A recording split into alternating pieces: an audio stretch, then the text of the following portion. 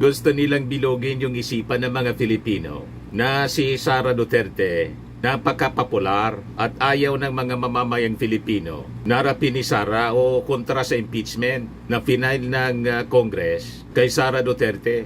O ngayon, di ba, durog na durog kayo? False Asia. Ito yung latest mga kababayan mula sa SWS.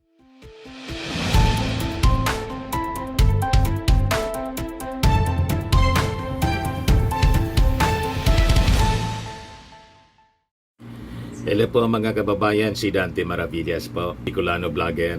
Supalpal yung survey ng False Asia. Bakit andyan Mr. Maravillas? Di ba sabi ng pa-survey ng False Asia, False Asia pala po, 50% daw sa mga Filipino kontra sa impeachment. Ngayon, naglabas ng survey yung SWS. Lumalabas mga kababayan, nearly 9 out of 10 Filipinos, sa 10 sa mga Filipino nagsabi kailangang harapin ni Sara ang impeachment. Yossi, kaya ngayon si Ronnie Holmes ng Pulse Asia, booking na kayo ngayon. Noong 2000 mga kababayan, inamin mismo ng may-ari ng Pulse Asia, si Professor Miranda, na binabayaran sila para mag-survey. You see? Yan ang malinaw po. Pulse Asia head admits Abintahado paid 620,000 for impeach survey noong 2000 noong i-impeach si Era Estrada. Gusto nilang bilogin yung isipan ng mga Filipino na si Sara Duterte napaka-popular at ayaw ng mga mamamayang Filipino na harapin ni Sara o kontra sa impeachment na final ng Congress kay Sara Duterte. O ngayon, di ba, durog na durog kayo? False Asia. Ito yung latest mga kababayan mula sa SWS. Ngayon pa lang published 12:05 PM. Nearly Philippines na rito mga kababayan. Para alam ninyo, mga sources natin, mainstream, Philstar, walang haka-haka. Nearly 9 in 10 want Sara Duterte to address impeachment charges. Sabi po sa survey ng Social Weather Station, impeach Sara. Impeach Sara. Huwag kayong nagpapaniwala dyan sa False Asia. False nga. False Asia mga kababayan, pera-pera lang. At sabi nga natin, malamang sa malamang, pwedeng alam ng Pulse Asia o hindi alam. Pero imposibleng hindi alam mga kababayan kung sino yung nag-komisyon ng survey o nag-sponsor ng survey o nagpa-survey sa kanila. Kasi hindi man yan magsa-survey nang walang bayad po. Kung yung nagbayad po, ang intensyon, imanipula para i-brainwash po tayo. Lalo na yung mga senator judges. Di ba niya Mr. Maravillas? Sabi ni Chis Escudero, postpone yung pagbasa ng articles of impeachment. Postpone. Kaya sabi ni Laila de Lima, isa sa mga prosecutors ngayon na House prosecutors, DOA na daw yung impeachment laban kay Sara. Dead on arrival. Nag-react si Jingo Estrada. Sabi ni Jingo Estrada, naniwala niya kayo sa chismis? Yan sabi ni Jingo naniwala kayo sa chismis? Jingoy blast de Lima for dead impeachment rumors. Ang nagpakalat kasi nito na kwento o nag-react si dating Senate President Franklin Drilon. Sa tingin niya daw, wala na, hindi na niya matutuloy itong impeachment trial. Yan sabi ni Drilon, no numbers, no trial. Drilon says, Senate lacks votes to convict Sara Duterte. Mark my word, there will be no trial in my assessment. The impeachment complaint is there, but the trial, in my view, will never happen, sabi po ni Drilon sa interview ni Attorney Karen Jimeno ng Billionario News Channel. And because of that, sabi din ni prosecutor, House Prosecutor, former Senator Laila de Lima, DOA na niya yung impeachment, lalo't sabi ni Chis Escudero, sa June 11 na lang niya yung reading ng articles of impeachment, imbes na June 2, imbes sa Monday. You see? But anyway, going back doon sa una muna ang topic natin, mama, ibigay ko sa inyo yung mga detalye ng balitang yan. Dito muna tayo sa result ng survey ng Social Weather Station na binasag mga kababayan, yung survey ng Pulse Asia na nagsasabi 50% sa mga Filipino daw kontra sa impeachment ni Sara Duterte. Malabo po. Majority sa ating mga kababayan gustong-gusto na harapin ni Sara Duterte ang impeachment trial. Patunayan niya yung mga claims niya na inosente siya. Ito sabi dito, nearly 9 in Filipinos want Vice President Sara Duterte to address the impeachment charges against her and clear her name of corruption allegations. Batay sa resulta ng survey mga kababayan, napag-alaman na 68% ng mga respondents ng mga tinanong nagsabi na si Sara should definitely address the charges, while 20% said she probably should. So, 68 plus 20, 88% po ang nagsabi mga kababayan, kailangan niyang harapin. Paano naging 50% sa Pulse Asia? Di ba, mga kababayan? 50% daw kontra. Tell that to the Marines.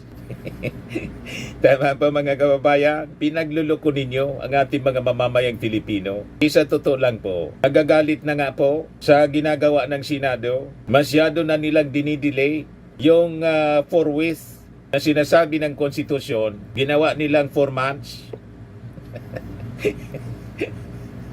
4 months delay. Saan ka nakakitang 4-with na naging 4 months? Ang ibig sabihin po ng 4-with, immediately. Agad-agad, sabi ng mga constitutionalist, mga legal experts. Kaya lang ito si Kabayang Chis Escudero, matigas din ang ulo. Ngayon, in-schedule niya, juntuan niya yung pagbabasa ng Articles of Impeachment. Kahapon, biglang nag-announce, postpone na niya. So sabi dito, only 7% believe Duterte should avoid the issue according to the SWA survey. So napakababa. 7% lang po ang mga DDS.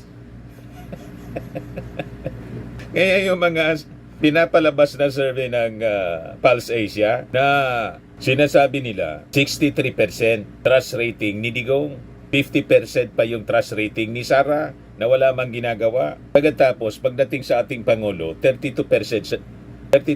lang daw ang trust rating ng ating Pangulo. Kung sino pa yung trabaho ng trabaho. You see? Tapos sasabihin nila, weak leader, lame duck, president. O ano kayo ngayon? 4 mga kababayan na mga known personalities, ma-impluensya. Si Alice Goo, si Pacquiao, si Digong, tapos kahapon si Arnie Tevez. Lahat ngayon nakahawla na. You see? Iyakan kayo ngayon. Ano pa yung depensa ninyo? Tawagin lang ninyo yung ating Pangulo na weak leader. Weak leader, lame duck president. Sabi nga natin, ganun pala kabagsik ang isang weak leader.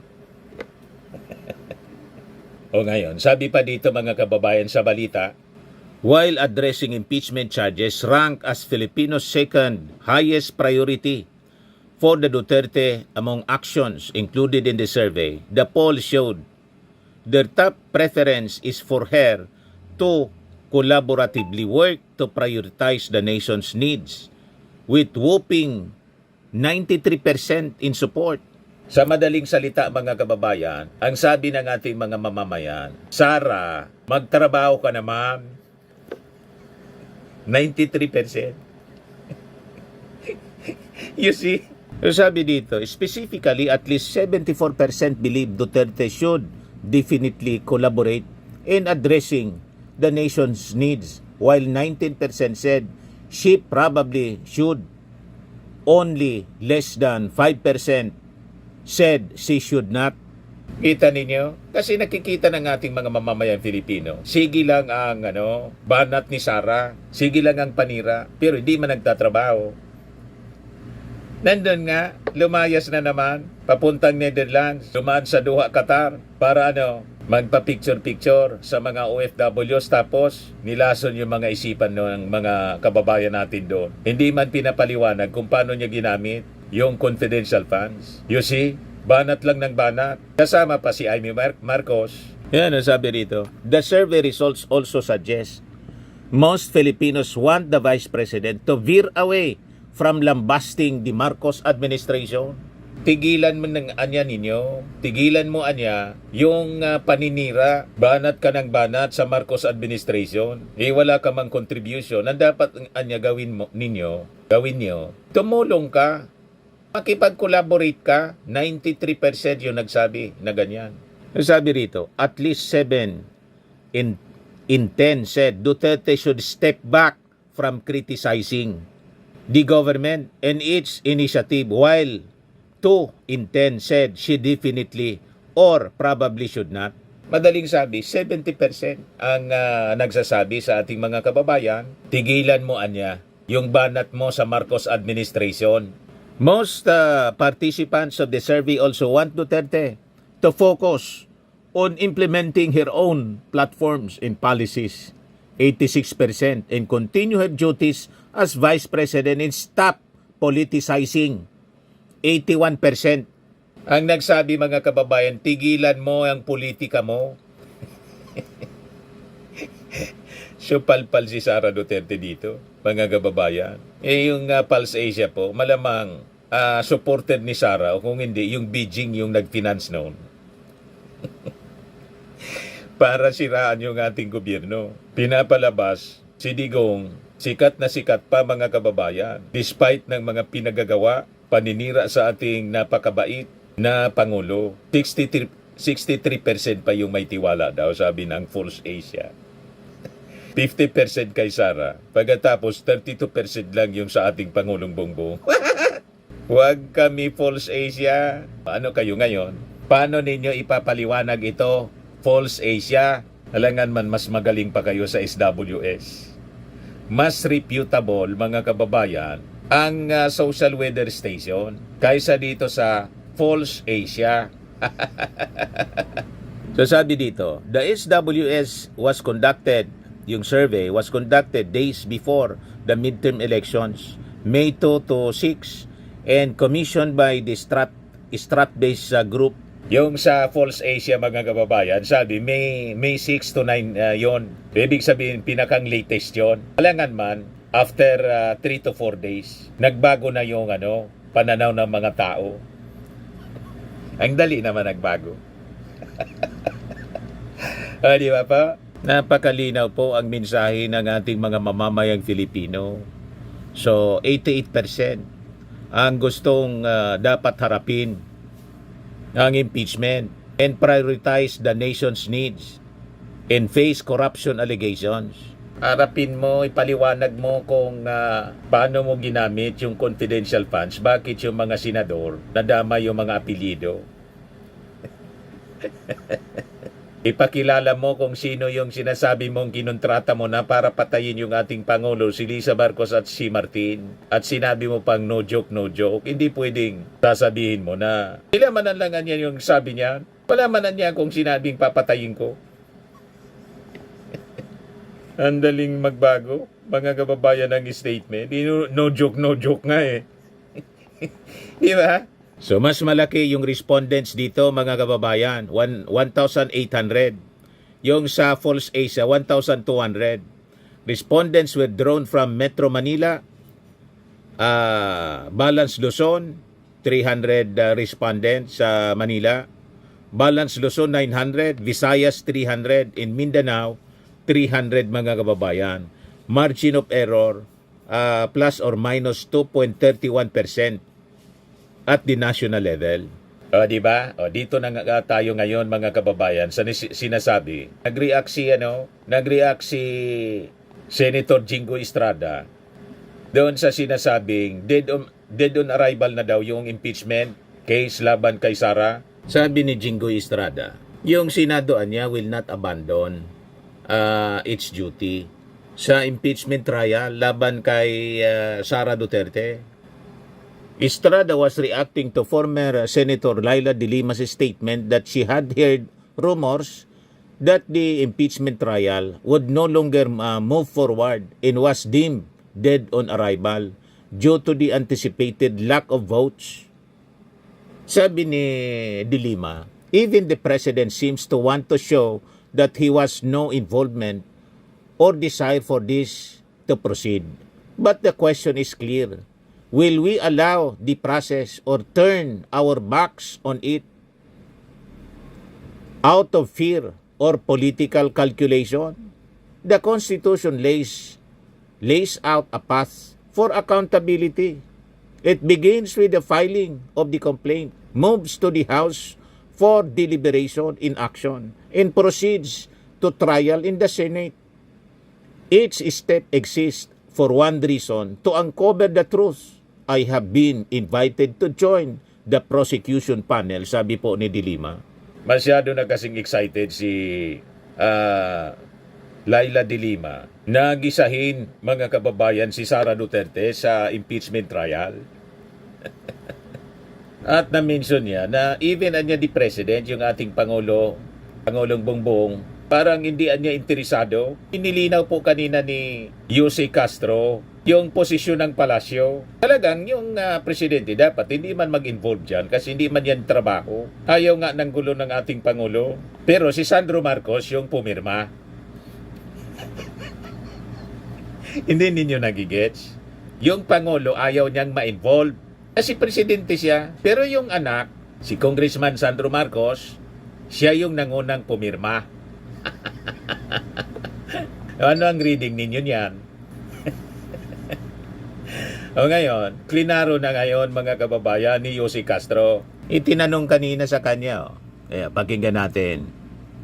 Ilang beses na po sinabi ng Pangulo niya na ayaw niya sa impeachment. May nagsasabi rin po na parang yung pag-ayaw daw po ng Pangulo sa impeachment ay kahulugan na ayaw niya ng transparency and accountability. Ano po reaction ng Palas po? Opo, maliwanag po ang sinabi ng Pangulo na sa simula po ay ayaw niya talaga po ng impeachment dahil maaaring meron pong ibang mga legal na pamamaraan kung dapat mapanagot ang dapat mapanagot. Pero ngayon po ang Vice Presidente po ay impeach na. Wala na po sa kamay ng Pangulo ito. Yun naman po ay kanyang suggestion lang kung maaari ay ayaw niya na impeach. Proseso. Tandaan po natin, sana po bago mag-analisa sa bawat sasabihin ng Pangulo, ilahat po ang kanyang mga sinasabi. Hindi lamang po sa sinasabi niyang ayaw niya ng impeachment. Tatandaan po natin, sinabi niya, doon sa press con sa Kuala Lumpur, before the Malacanang press corps sa Kuala Lumpur, sinabi po niyang hindi siya tumatakbo sa laban.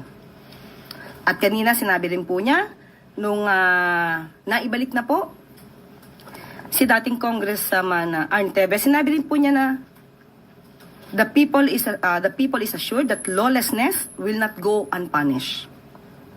Sa pagkakataon pong itong impeachment trial, alam po natin that impeachment trial is not the business of the executive. Hindi po makikialam ang Pangulo patungkol po dyan, pero sinabi po niya na dapat umandar ang proseso. Naintindihan na ninyo? Yung Pangulo, nilirespeto ang proseso. Pero ayaw niya sa impeachment. Kaya lang hawak na ng Senado, alangan man niya pigilin yung Senado. O diba? Mangingialam siya sa proseso ng Senado na wala yan sa kanyang power. That is not the business of the President. Yung mangialam po sa proseso. Ayaw niya sana, kaya lang na-impeach na ng Congress and overwhelming yung pumirma. At yung nanguna sa pagpirma, anak niya. Hindi din niya pinigil yung kanyang anak kasi nire-respeto niya yung trabaho bilang isang congressman. Paano kayo ngayon?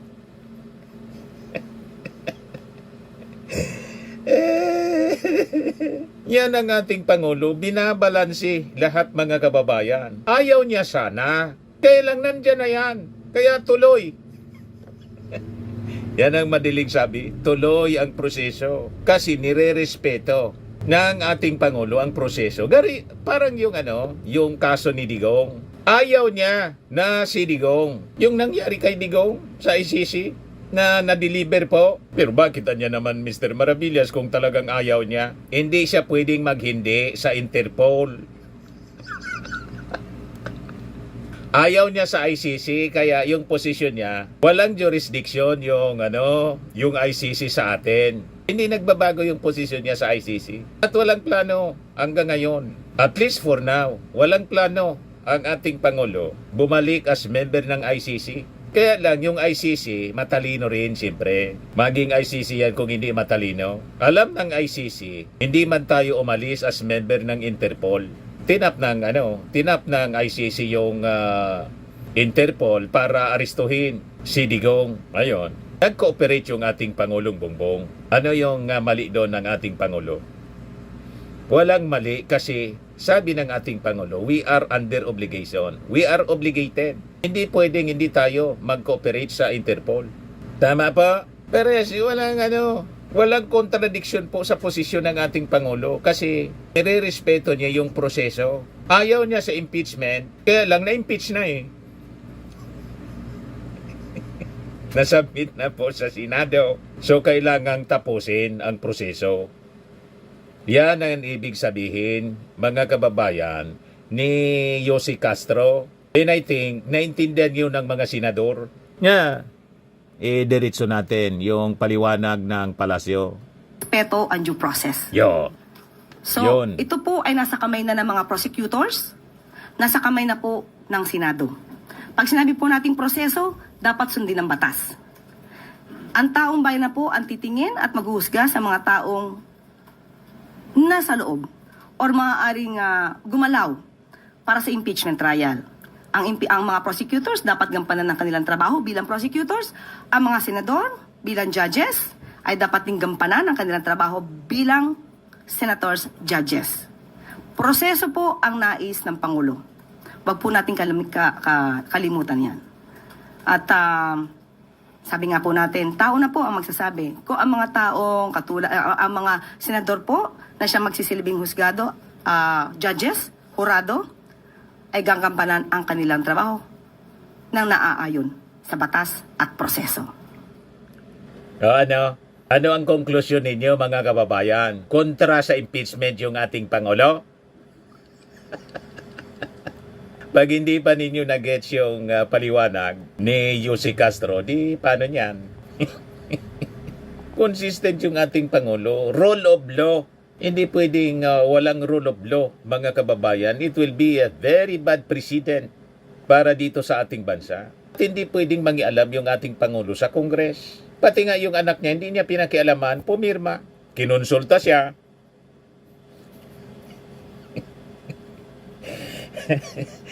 May rason naman po si Sandro Marcos. Tinanong ng mga reporters, bakit niya ikaw yung unang pumirma? Sabi ni Sandro, nagtakapaan niya kayo. Tatay ko, nanay ko, tito ko si Martin Romualdez, pinagbantaan niya, papatayin, asa ka pa na hindi ako ang unang pipirma. Kaya hindi pinigil ng ating Pangulong Bongbong Marcos kasi naniniwala sa rule of law ang ating Pangulo in respect to the members of Congress, legislative department. Kahit yung anak niya, hindi niya ininfluensya. Gusto niya mag-isip ng independently yung kanyang anak kasi congressman na po eh. Tama po? Balikan natin si Jinggoy Estrada. Binanatan si Laila de Lima ni Jinggoy. Sabi ni Jinggoy, grandstanding man niya yan. Na grandstanding naman niya si Laila. That is just grandstanding. She always believes in rumors. We are not going to abandon our constitutional duty to hear the impeachment case against Vice President. The Vice President. Ngayon, imbes na sa Monday na, June 2, yung pagbasa, mga kababayan, ng articles of impeachment, nireset po ito, nireschedule sa June 11 na lang daw. Sabi ni Chis Escudero, this is to allow the Senate to tackle priority legislative measures before the 19th Congress adjourns. Ngayon, tinanong si Jinggoy, kung kaya pa niyang i-handle ng Senate, may pasapa itong mga priority bills at the same time, yung impeachment trial. Sabi ni Jinggoy, paniwala ko anya it's possible. So paliwanag niya, the impeachment niya is still a priority. That is our functional responsibility as the Senate to act an impeachment court. But as I said, the primary mandate of the Senate is to craft and legislate bills that will, of course, be down to the benefit of our people. Ayos pa, malinaw na. Tuloy na tuloy ang impeachment trial. Hindi pwedeng biguin ang ating mga senador. Ang expectation ng ating mga mamamayang Filipino na based sa survey, 88% ang nagsabi sa ating mga mamamayan dapat harapin ni Sara ang impeachment trial. Umarap si Sara sa impeachment trial. Hindi totoo na 50% sa mga Filipino kontra sa impeachment. Ang totoo, 88% pabor na harapin ni Sara yung mga kaso at 93% nagsabi si Sara dapat magtrabaho na. Magtrabaho ka man lang habang vice presidente ka pa, hindi ka pa na tatanggal bilang vice presidente. Magtrabaho ka naman. Yan ang gusto ng overwhelming majority, 93%. At 70% ang nagsabi, tigilan mo ang paninira sa ating administrasyon. Ang banat mo ng banat sa ating presidente. At itong ating programa mga kababayan, atid sa inyo nitong ating mga sponsors. Firmax Firming and Lifting Cream. Pinapay po sa mga pulses in affected area. Mahinang po ito sa mga pains at paninigas ng mga kaso-kasuan.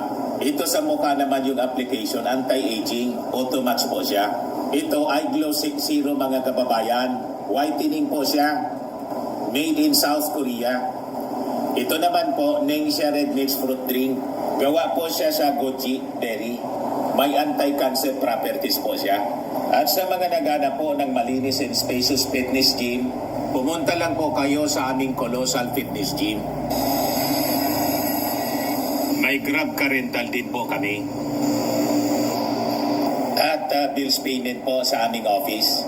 At saka sa mga mahilig po sa mga imported bags, manood po kayo sa live selling ni Madam Aileen Rosales sa kanyang Aileen Closet po. Pati mga shoes, ito yung kanya po. Ito yung kanyang page. Kita ninyo, napakagandang mga online selling po siya. Si Madam Aileen Rosales. Cellphone number niya po, 773-798-7816. Ito naman po yung bago naming product na binibenta online. iGlow Serum Whitening po siya. Tingnan ninyo yung epekto sa aking anak na architect before and now. Yung mga inquiries po ninyo, dumiretso na lang kayo sa kanyang Facebook account, Riz Maravillas.